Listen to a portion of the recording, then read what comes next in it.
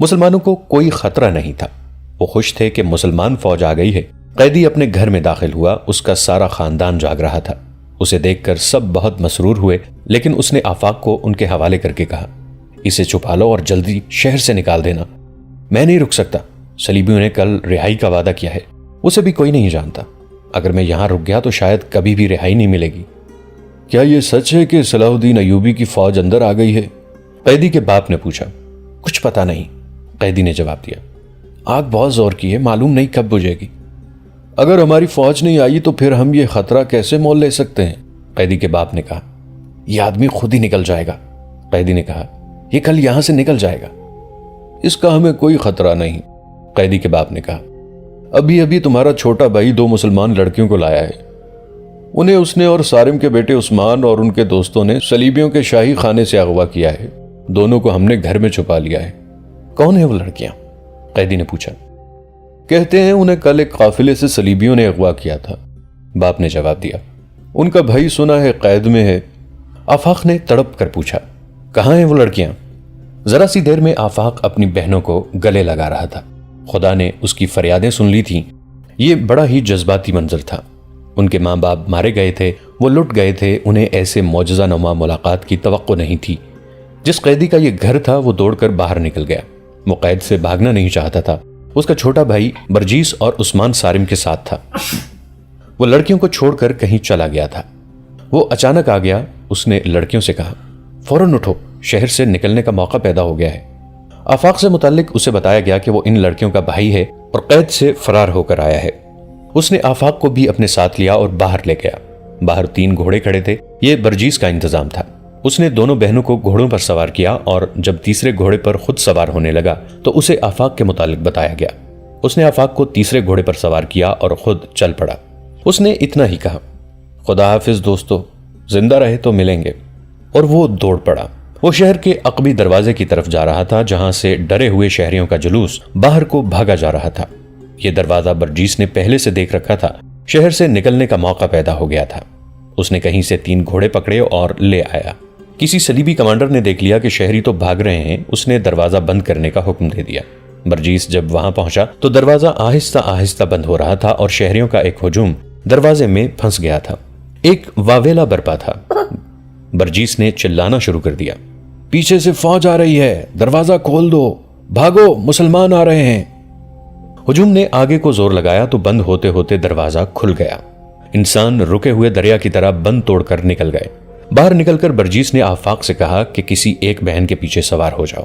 اگر میں تمہارے ساتھ سوار ہوا تو ایک گھوڑے پر 2 مردوں کا وزن زیادہ ہو جائے گا، ہمارا سفر لمبا ہے۔ آفاق ایک بہن کے پیچھے سوار ہو گیا۔ دوسری نے اس سے کہا کہ وہ سواری سے ڈرے نہیں، گھوڑا اسے گرائے گا نہیں۔ انہوں نے گھوڑے دوڑا دیے۔ برجیس کو معلوم تھا کہ راستے میں صلیبی فوج خیمہ زن ہے۔ اسے یہ بھی معلوم تھا کہ کون سی جگہ فوج نہیں ہے۔ وہ اس سمت ہو لیا۔ کرک کے بھاگے ہوئے لوگ ادھر ادھر بکھرتے جا رہے تھے۔ شعلوں کی روشنی دور دور تک جا رہی تھی۔ آفاق اور لڑکیوں کو معلوم نہیں تھا کہ انہیں کس طرح رہا کرایا گیا ہے۔ برجیس خاموش تھا۔ وہ اگر بولتا تھا تو صرف اتنا کہ آفاق سے اس کی خیریت پوچھتا تھا اور اس کی جو بہن گھوڑے پر اکیلی سوار تھی اس سے پوچھ لیتا تھا کہ وہ ڈر تو نہیں رہی۔ کرک کے شعلے پیچھے ہٹتے چلے جا رہے تھے اور رات گھوڑوں کی رفتار کے ساتھ گزرتی جا رہی تھی۔ صبح طلوع ہوئی تو برجیس سلطان ایوبی کی فوج کے علاقے میں داخل ہو چکا تھا۔ اس نے ایک کماندار سے اپنا تعارف کروایا اور سلطان ایوبی کے متعلق پوچھا کہ کہاں ہوگا۔ کماندار اسے اپنے دستوں کے کماندار کے پاس لے گیا جس نے اسے بتایا کہ سلطان ایوبی کہاں ہو سکتے ہیں۔ برجیس اپنی اس کامیابی پر بے حد خوش تھا۔ اس نے صرف لڑکیوں کو صلیبیوں سے آزاد نہیں کرایا تھا بلکہ کرک میں آتش زنی جیسی تخریبی کارروائی کر کے صلیبی فوج کے غیر مسلم شہریوں کے جذبے پر خوف طاری کرایا تھا۔ وہ سلطان ایوبی کو یہ مشورہ دینا چاہتا تھا کہ کرک پر فوراً حملہ کر دیا جائے۔ کرک کی صبح بڑی بھیانک تھی۔ شعلوں کی بلندی اور تندی ختم ہو گئی تھی لیکن آگ ابھی تک سلگ رہی تھی۔ صلیبی فوج کی رسد اور جانوروں کا تمام تر خشک چارہ جل گیا تھا۔ خیموں کے علاوہ بے شمار جنگی سامان نظر آتش ہو گیا تھا۔ کچھ اونٹ زندہ چل گئے تھے۔ تمام گھوڑے اور اونٹ رات بھر دوڑ دوڑ کر تھک گئے تھے اور اب سارے شہر میں آوارہ پھر رہے تھے۔ جگہ جگہ ان لوگوں کی لاشیں پڑی تھیں جو بے لگام گھوڑوں اور بے مہار اونٹوں کی زد میں آ کر کچلے گئے تھے۔ فوجی اور قیدی ابھی تک کنویں سے پانی لا لا کر آگ پر پھینک رہے تھے۔ صلیبی حکام ابھی تک یہ سمجھ رہے تھے کہ سلطان ایوبی کی فوج اندر آ گئی ہے، لیکن وہاں ایسے کوئی آثار نہیں تھے۔ انہوں نے قلعے کی دیوار پر جا کر ہر طرف دیکھا۔ باہر صلیبیوں کی اپنی فوج قلعے کے ارد گرد موجود تھی۔ اسلامی فوج کا دور دور تک نام و نشان نہ تھا۔ اب یہ تفتیش کرنا تھی کہ آگ کس طرح لگی۔ اس سنتری کی لاش ملی جسے لڑکیوں نے خنجروں سے ہلاک کیا تھا، لیکن گھوڑوں اور اونٹوں نے اسے ایسی بری طرح روندا تھا کہ خنجروں کے زخم پہچانے نہیں جاتے تھے۔ اس سے تھوڑی دور 4 زنانہ لاشیں ملیں۔ یہ اس میدان میں پڑی ہوئی تھیں جہاں گھوڑے اور اونٹ باندھے جاتے تھے۔ یہ تفتیش کرنے والا حاکم کوئی معمولی آدمی نہیں بلکہ صلیبیوں کے انٹیلیجنس کا ڈائریکٹر ہرسن تھا۔ اس میدان میں لاشیں تو اور بھی پڑی تھیں، لیکن اسے 4 عورتوں کی لاشیں ملیں۔ ان کے چہرے گھوڑوں کے پاؤں تلے آ کر مسخ ہو گئے تھے، جسم کا کوئی حصہ سلامت نہیں تھا۔ یہ لاشیں ایک دوسرے سے دور دور پڑی تھیں، ان کے کپڑے تار تار ہو گئے تھے۔ خاک و خون میں ان کا اصل رنگ نظر نہیں آتا تھا، اتنا ہی پتہ چلتا تھا کہ یہ زنانہ کپڑے ہیں۔ لاشیں دیکھ کر یہ بھی ثبوت ملتا تھا کہ یہ عورتوں کی ہیں۔ سب کے جسموں سے کھال اکھڑی ہوئی اور کئی جگہوں سے گوشت باہر آیا ہوا تھا۔ کئی ہڈیاں ننگی ہو گئی تھیں اور ٹوٹی ہوئی بھی تھیں۔ ہر لاش کے گلے میں زنجیر اور زنجیر کے ساتھ ایک چھوٹی سی صلیب بندھی ہوئی تھی۔ یہ صلیبیں اس امر کا ثبوت تھا کہ عورتیں عیسائی تھیں۔ ہرسن اور فوجی افسر حیران تھے کہ عورتوں کی لاشیں یہاں کیوں پڑی ہیں۔ یہ فوجی علاقہ تھا اور اس طرف سے کسی شہری کو گزرنے کی اجازت نہیں تھی اور نہ ہی یہ عام گزرگاہ تھی۔ یہ تو جانوروں اور رسد وغیرہ کی جگہ تھی۔ وہاں چند اور لاشیں بھی پڑی تھیں، وہ فوجیوں کی تھیں۔ عورتیں رات کے وقت ادھر کیوں آئیں؟ اس سوال کا جواب دینے والا کوئی نہ تھا۔ صرف قیاس آرائیاں کی جا سکتی تھی جو کی گئیں۔ کہا گیا کہ فوجی پیشہ ور عورتوں کو ادھر لے آئے ہوں گے، مگر اصل مسئلہ تو یہ تھا کہ آگ کس طرح لگی۔ شہر کے مسلمانوں پر شک کیا جا سکتا تھا، لیکن مجرموں کا سراغ لگانا آسان نہیں تھا۔ حکم دے دیا گیا کہ خفیہ پولیس اور فوج کے سراغ رساں شہر میں مشتبہ مسلمانوں کی چھان بین کریں اور جس پر ذرا سا بھی شک ہو اسے قید میں ڈال کر اذیت رساں تحقیقات کریں۔ النور اور اس کی 3 لڑکیوں کے گھر والے بہت پریشان تھے۔ لڑکیاں واپس نہیں آئی تھیں، ڈر یہ تھا کہ پکڑی نہ گئی ہوں۔ انہوں نے اپنا فرض مکمل کامیابی سے ادا کر دیا تھا، لیکن وہ ابھی تک لاپتہ تھیں۔ عثمان سارم اور اس کے دوست ان تماشائیوں کے ہجوم میں جا کھڑے ہوئے جو آتش زدہ جگہ کھڑے تھے۔ وہاں انہیں پتہ چلا کہ 4 عورتوں کی لاشیں ملی ہیں۔ تھوڑی دیر بعد اعلان ہوا کہ 4 عورتوں کی لاشیں فلاں جگہ پر رکھ دی گئی ہیں۔ تمام شہری انہیں دیکھ کر پہچاننے کی کوشش کریں۔ تماشائیوں کا ہجوم ادھر کو چلا گیا۔ عثمان سارم اور اس کے دوستوں نے اکٹھی رکھی ہوئی 4 لاشوں کو دیکھا۔ ان کی صلیبیں ان کے سینوں پر رکھ دی گئی تھیں۔ کوئی بھی کسی لاش کو پہچان نہ سکا۔ پہچاننے کے لیے وہاں کچھ تھا ہی نہیں۔ چہروں سے بھی کھال اتری ہوئی تھی، بعض کے چہرے اندر کو پچک گئے تھے۔ عثمان سارم کے آنسو نکل آئے۔ وہ تماشائیوں میں سے نکل گیا، اس کے دوست بھی اس سے جا ملے۔ ان سب کو معلوم تھا کہ یہ لاشیں کن کی ہیں۔ ان میں سے ایک عثمان سارم کی بہن النور کی لاش تھی، باقی 3 لاشیں اس کی سہیلیوں کی تھیں۔ چاروں رات کو اپنا فرض ادا کر کے شہید ہو گئی تھیں۔ ان کی شہادت کا عینی شاہد کوئی بھی نہیں تھا۔ لاشوں کی حالت جو کہانی بیان کرتی تھی وہ کچھ اس طرح ہو سکتی تھی کہ ان لڑکیوں نے سنتری کو ہلاک کر کے آگ لگائی، بعد میں گھوڑوں کے رسے کاٹے اور انہی گھوڑوں کی بگدڑ کی زد میں آ گئیں۔ معلوم نہیں کتنے 100 گھوڑے اور اونٹ ان لاشوں کو رونتے رہے۔ 2 لڑکیوں کی عصمت بچانے کے لیے 4 لڑکیاں قربان ہو گئیں۔ برجیس نے اپنے ہاتھوں ان لڑکیوں کے گلوں میں صلیبیں لٹکائی تھیں تاکہ بوقت ضرورت وہ صلیبیں دکھا کر ظاہر کر سکیں کہ وہ عیسائی ہیں۔ ان لڑکیوں کا جنازہ نہیں پڑا گیا۔ انہیں صلیبیوں نے عیسائی سمجھ کر اپنے قبرستان میں کہیں دفن کر دیا۔ ان کے لواحقین نے ماتم نہیں کیا۔ ایصال ثواب کے لیے قرآن خوانی کی گئی۔ گھروں میں غائبانہ نماز جنازہ پڑھی گئی۔ 4 لڑکیوں کے باپوں نے ایک ہی جیسے جذبات کا اظہار کیا۔ انہوں نے کہا کہ اسلام کے نام پر وہ 4 بیٹے قربان کرنے کو تیار ہیں، مگر ان سے جو قربانی لی جانے لگی وہ بہت ہی اذیت ناک تھی۔ صلیبی فوج نے تمام مسلمان گھروں کی خانہ تلاشی شروع کر دی۔ خطرہ یہ تھا کہ جو ہتھیار انہوں نے گھروں میں چھپا رکھے ہیں وہ پکڑے جائیں گے۔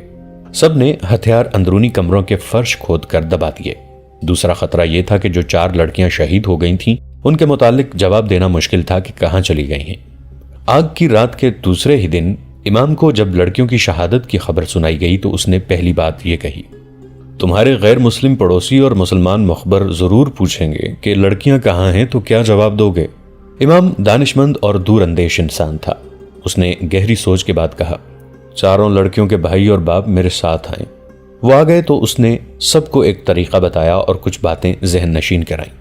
وہ سب کو صلیبیوں کے انتظامیہ کے دفتر میں لے گیا اور وہاں کے سب سے بڑے حاکم سے ملاقات کی اجازت لے کر بڑے غصے میں اور جذباتی لہجے میں کہا، میں ان لوگوں کا امام ہوں، یہ میرے پاس فریاد لے کر آئے ہیں کہ رات آگ لگی تو یہ سب آگ بجھانے کے لیے اٹھ دوڑے، یہ رات بھر کنویں سے پانی نکالتے رہے، شہر میں بھگدڑ مچ گئی، کسی کو کسی کا ہوش نہیں رہا، یہ لوگ صبح کے وقت گھروں میں گئے تو انہیں پتا چلا کہ آپ کی فوج کے کچھ آدمی ان کے گھروں میں گھس گئے اور ان کی کنواری لڑکیاں اٹھا کر لے گئے، ہماری 4 لڑکیاں لاپتہ ہیں، ہماری فوج پر الزام عائد کرنے سے پہلے کچھ سوچ لو۔ صلیبی حاکم نے رعب سے کہا، جناب میں مذہبی پیشوا ہوں۔ امام نے کہا، میں آپ کو یہ بتانا چاہتا ہوں کہ آپ ہمیں دھتکار سکتے ہیں اور اپنی فوج کو بے گناہ کہہ سکتے ہیں، لیکن خدا سے آپ کوئی اچھا برا عمل چھپا نہیں سکتے، آپ ہمارے حاکم ہیں، خدا تو نہیں۔ ان لوگوں نے آپ کی فوج کو نقصان سے بچانے کے لیے ساری رات آگ سے لڑائی کی ہے، آپ انہیں یہ صلاح دے رہے ہیں کہ یہ بھی تسلیم نہیں کرنا چاہتے کہ ان لڑکیوں کو آپ کے فوجی اٹھا کے لے گئے ہیں۔ کچھ دیر کی بحث کے بعد حاکم نے انہیں کہا کہ ان لڑکیوں کو تلاش کیا جائے گا۔ امام اس سے یہی کہلوانا چاہتا تھا۔ باہر آ کر جب وہ واپسی کے لیے چلے تو امام نے سب سے کہا کہ اب یہی مشہور کر دو کہ رات ان کی لڑکیاں غائب ہو گئی ہیں۔ چنانچہ یہی مشہور کر دیا گیا۔ ان کے پڑوس میں رہنے والے غیر مسلموں نے یہ یقین کر لیا کہ رات شہر کی حالت ہی ایسی تھی کہ لوٹ مار اور اغوا آسانی سے کی جا سکتی تھی۔ برجیس سلطان ایوبی کے خیمے میں بیٹھا تھا۔ آفاق کی مرہم پٹی سلطان ایوبی کا جراح کر چکا تھا۔ آفاق کی دونوں بہنیں بھی خیمے میں بیٹھی تھیں۔ برجیس رات کا کارنامہ سنا چکا تھا۔ سلطان ایوبی بار بار لڑکیوں کو دیکھتے تھے، ہر بار ان کی آنکھیں سرخ ہو جاتی تھیں۔ برجیس نے کہا کہ وہ کرک کو ایسی افراتفری اور بھگدڑ میں چھوڑ آیا ہے کہ فوری طور پر حملہ کیا جائے تو حملہ کامیاب ہو سکتا ہے۔ شہر میں فوجوں کے لیے رسد نہیں رہی، جانوروں کے لیے چارہ نہیں رہا، جانور ڈرے ہوئے ہیں، شہریوں پر خوف طاری ہے، فوج بھی ڈری ہوئی ہے۔ سلطان ایوبی گہری سوچ میں کھو گئے۔ بہت دیر بعد انہوں نے سر اٹھایا اور اپنے نائبین اور مشیروں کو بلایا۔ انہوں نے پہلا یہ حکم دیا کہ ان لڑکیوں اور ان کے بھائی کو قاہرہ روانہ کر دیا جائے اور ان کی رہائش اور وظیفے کا انتظام کیا جائے۔ آپ میری بہنوں کو اپنی عافیت میں لے لیں، آفاق نے کہا، میں آپ کے ساتھ رہوں گا، مجھے اپنی فوج میں شامل کر لیں، مجھے اپنی ماں اور اپنے باپ کے خون کا انتقام لینا ہے، اگر آپ مجھے کرک میں داخل کر سکیں تو میں اندر تباہی مچا دوں گا۔ جنگ جذبات سے نہیں لڑی جاتی، سلطان ایوبی نے کہا، بڑی لمبی تربیت کی ضرورت ہے، تم صرف اپنی ماں اور اپنے باپ کے خون کا انتقام لینے کو بےتاب ہو، مجھے ان تمام باپوں اور تمام بیٹیوں کے خون کا انتقام لینا ہے جو صلیبی درندوں کا شکار ہوئی ہیں، اپنے آپ کو ٹھنڈا کرو۔ آفاق کی جذباتی حالت ایسی تھی کہ سلطان ایوبی سے زبردستی قاہرہ بھیجنے سے گریز کرنے لگے۔ اسے کہا کہ وہ پہلے اپنا علاج کرائے، صحت یاب ہو جائے، پھر اس کی خواہش پوری کر دی جائے گی۔ اتنے میں نائب سالار اور اعلیٰ کماندار آ گئے، ان میں زاہدان بھی تھا۔ سلطان ایوبی نے آفاق اور اس کی بہنوں کو باہر بھیج دیا۔ انہوں نے اجلاس میں یہ مسئلہ پیش کیا کہ کیا کرک کو فوراً محاصرے میں لے لیا جائے۔ انہوں نے سب کو کرک کی اس وقت کی کیفیت بتائی۔ اس مسئلے پر بحث شروع ہو گئی۔ زاہدان نے اپنے جاسوسوں کی رپورٹ کی روشنی میں کہا کہ صلیبی فوج صرف کرک میں نہیں باہر بھی ہے، اور اس کا ایک حصہ ایسی پوزیشن میں ہے جو ہماری فوج کا محاصرہ باہر سے توڑ دے گا۔ انہوں نے ایسا انتظام کر رکھا ہے کہ رسد کی آمد و رفت کے حفاظت کے لیے ان کی پوری فوج موجود ہے۔ اگر ان کے پاس وقتی طور پر رسد کی کمی آ گئی ہے تو یہ سمجھ کر حملہ کرنا کہ ہمارا محاصرہ کامیاب ہوگا محض خوش فہمی ہے۔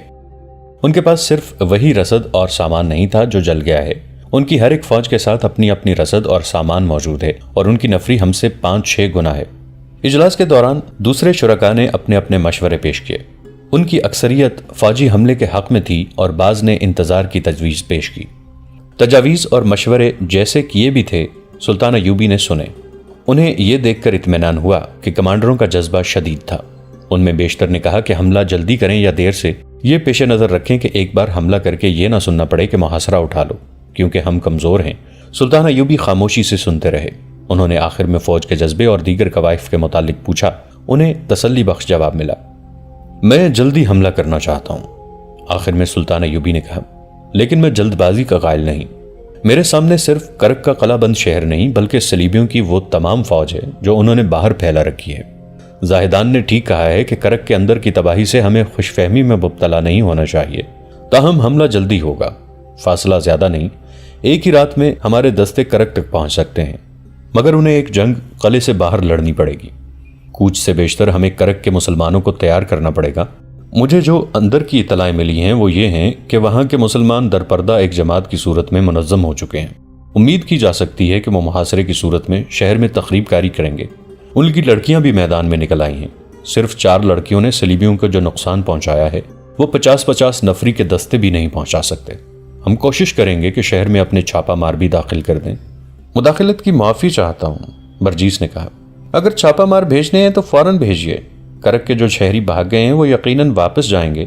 ان کے پردے میں چھاپا مار داخل کیے جا سکتے ہیں۔ اس کے بعد ممکن نہیں ہوگا۔ آتش زنی کے واقعے کے بعد صلیبی محتاط ہو جائیں گے اور شہر کے تمام دروازے بند کر دیں گے۔ مجھے اجازت دیں کہ میں ان کے ساتھ آج ہی روانہ ہو جاؤں۔ وہ اپنے ساتھ کوئی ہتھیار نہ لے جائیں، وہاں سے ہتھیار مل جائیں گے۔ آخر فیصلہ یہ ہوا کہ آج ہی رات چھاپا مار برجیس کی قیادت میں روانہ کر دیے جائیں۔ جہاں تک گھوڑے لے جا سکتے ہیں وہاں تک گھوڑوں پر جائیں، آگے پیدل جائیں۔ گھوڑے واپس لانے کے لیے کچھ آدمی ساتھ بھیج دیے جائیں۔ اسی وقت زاہدان سے کہا گیا کہ وہ برجیس کی ہدایت کے مطابق چھاپا ماروں کو شہری لباس مہیا کرے اور شام کے بعد روانہ کر دے۔ سلطان ایوبی نے اپنے فوجی کمانڈروں کو جنگی نوعیت کی ہدایات دیں اور خاص طور پر کہا، یہ یاد رکھنا کہ جس فوج سے ہم حملہ کرا رہے ہیں یہ وہ فوج نہیں جس نے شوبک فتح کیا تھا۔ یہ فوج مصر سے آئی ہے جس میں دشمن نے بے اطمینانی پھیلائی تھی۔ اس فوج کو محاصرے میں لڑنے کا تجربہ نہیں، کمانداروں کو چوکنا رہنا پڑے گا۔ مجھے شک ہے کہ اس فوج میں تخریبی ذہن کے سپاہی بھی ہیں۔ میں نے جو دستے اپنے ہاتھ میں رکھے ہیں وہ ترک اور شامی ہیں، اور نور الدین زنگی کی بھیجی ہوئی کمک کو بھی اپنے پاس محفوظ رکھوں گا۔ حالات تمہارے خلاف ہو گئے تو گھبرا کر پیچھے نہ ہٹانا، میں تمہارے پیچھے موجود ہوں گا۔ اور یہ بھی یاد رکھو کہ کرک کے مسلمانوں کے ساتھ امیدیں وابستہ نہ کیے رکھنا۔ ان کے لیے جو ہدایات بھیج رہا ہوں وہ ایسی ہرگز نہیں ہوں گی کہ یہ اپنے آپ کو ایسے خطرے میں ڈال لیں کہ ان کی مستورات کی عزت بھی محفوظ نہ رہے۔ میں ان سے اتنی زیادہ قربانی نہیں مانگوں گا۔ وہ محکوم اور مجبور ہیں، ظلم و تشدد کا شکار ہیں۔ ہم ان کی آزادی اور نجات کے لیے جا رہے ہیں، ان کے بھروسے پر نہیں جا رہے۔ 4-5 دنوں تک کرک میں یہ کیفیت رہی کہ مسلمانوں کے گھروں پر چھاپے پڑ رہے تھے۔ کئی مسلمان محض شک میں گرفتار کر لیے گئے تھے۔ بیگار کیمپ کے جن قیدیوں کو اس وعدے پر آگ بجھانے کے لیے لے گئے تھے کہ انہیں رہا کر دیا جائے گا، رہا نہیں کیا گیا تھا۔ صلیبیوں نے مظالم کا ایک نیا دور شروع کر دیا تھا۔ ان کا نقصان معمولی نہیں تھا۔ وہ جانتے تھے کہ مسلمانوں کے سوا یہ دلیرانہ تخریب کاری کوئی اور نہیں کر سکتا۔ گرفتار ہونے والوں میں عثمان صارم کے 2 دوست بھی تھے جو لڑکیوں کو رہا کرانے کے لیے اس کے ساتھ گئے تھے۔ انہیں درندوں کی طرح اذیتیں دی جا رہی تھیں۔ صلیبی بربریت کی حدوں سے بھی آگے نکل گئے تھے، مگر انہیں کوئی سراغ نہیں مل رہا تھا۔ صرف یہ 2 کم عمر لڑکے تھے جن کے سینوں میں سراغ تھا، لیکن ان کی زبانیں بند تھیں۔ ان کے جسموں میں کچھ نہیں رہا تھا۔ چکر شکنجے میں کس کس کر اور جھٹکے دے دے کر ان کے جوڑ الگ کر دیے گئے تھے، لیکن لڑکے خاموش تھے۔ آخر ہرسن خود قید خانے میں گیا۔ اس کی توجہ بھی ان 2 لڑکوں پر تھی۔ اسے مسلمان مخبروں نے بتایا تھا کہ آتش زنی میں ان 2 لڑکوں کا بھی ہاتھ ہے۔ مسلمان مخبر 2 تھے، دونوں ان لڑکیوں کے پڑوسی تھے۔ وہ معمولی سے حیثیت کے آدمی ہوا کرتے تھے، لیکن اب گھوڑا گاڑیوں میں سواری کرتے تھے اور صلیبیوں کے درباری بن گئے تھے۔ وہ صلیبی حاکموں کو گھروں میں بھی مدعو کرتے تھے اور اپنی بیٹیوں کے ساتھ بٹھاتے اور فخر کرتے تھے۔ ان کی 2-2 3-3 بیویاں تھیں اور وہ شراب بھی پیتے تھے۔ انہوں نے ان 2 لڑکوں کو آتش زنی کی رات کہیں مشکوک حالت میں دیکھا تھا اور انہیں گرفتار کرا دیا۔ ہرسن نے قید خانے میں ان دونوں جوانوں کی حالت دیکھی تو اس نے محسوس کیا کہ نزا کی حالت میں پہنچ کر بھی انہوں نے کچھ نہیں بتایا تو یہ کچھ بھی نہیں بتائیں گے۔ ان کے جسم عادی ہو چکے ہیں۔ وہ انہیں اپنے ساتھ لے گیا، انہیں بڑا اچھا کھانا کھلایا، پیار اور شفقت سے پیش آیا۔ ڈاکٹروں کو بلا کر انہیں دوائی پلائی اور تشدد کے زخموں اور چوٹوں کا علاج کرایا، پھر انہیں سلا دیا۔ وہ فوراً گہری نیند سو گئے۔ ہرسن دونوں کے درمیان بیٹھ گیا۔ کچھ دیر بعد ان میں سے ایک نوجوان صاف الفاظ میں بڑبڑانے لگا، میں کیا جانوں، میرا جسم کاٹ، مجھے کچھ بھی معلوم نہیں۔ اگر کچھ معلوم ہوگا تو کبھی نہیں بتاؤں گا۔ تم گردن کے ساتھ صلیب باندھتے ہو، میں نے قرآن کی ایک آیت باندھی ہوئی ہے۔ تم نے آگ لگائی تھی؟ ہرسن نے کہا، تم نے صلیبیوں کی کمر توڑ دی ہے، تم بہادر ہو، مر گئے تو شہید کہلاؤ گے۔ اگر مر گیا تو جب تک جسم میں جان ہے اس جان میں ایمان بھی رہے گا۔ جان نکل جائے گی، زبان نہیں نکلے گی۔ ہرسن نے اس کے سوئے ہوئے ذہن میں اپنی مطلب کی باتیں ڈالنے کی بہت کوشش کی، لیکن نوجوان کے ذہن نے قبول نہ کی۔ اتنے میں دوسرا لڑکا بھی بڑبڑانے لگا۔ ہرسن نے اس کی طرف توجہ دی، اسی طرح اس کے ذہن میں بھی باتیں ڈالیں جو اس نوجوان نے اگل دیں۔ ہرسن کے ساتھ اس کے 3-4 سراغ رساں بھی تھے۔ اس نے بہت دیر کوشش کے بعد آہ بھری اور کہا، مزید کوشش بیکار ہے، ان کی زبان سے تم کوئی راز نہیں اگلوا سکو گے۔ یہ بے گناہ معلوم ہوتے ہیں، مگر میں تمہیں یہ بھی بتا دینا چاہتا ہوں کہ یہ اپنے عقیدے اور جذبے کے پکے ہیں۔ میں نے انہیں مرغن خانوں میں اتنی زیادہ حشیش کھلائی ہے جتنی گھوڑے کو کھلا دو تو وہ بھی باتیں کرنے لگے، مگر ان پر کوئی اثر نہیں ہوا۔ اس کا مطلب یہ ہے کہ ان کا قومی جذبہ، جسے یہ لوگ ایمان کہتے ہیں، ان کی روحوں میں اترا ہوا ہے۔ تم ان کی روحوں پر کوئی نشہ طاری نہیں کر سکتے۔ دوسری صورت یہی ہے کہ یہ بے گناہ ہوں گے۔ دوستو، آج کے لیے اتنا ہی۔ اسی کہانی کی اگلی قسط کے ساتھ بہت جلد حاضر ہوں گے۔ نیچے کامنٹ سیکشن میں اپنی رائے کا اظہار ضرور کیجیے گا۔ ہمارے اس چینل کو سبسکرائب کر کے نیچے موجود بیل آئیکن کو بھی ضرور کلک کیجیے گا۔ اگلی ملاقات تک کے لیے ہمارا اور آپ کا اللہ نگہبان۔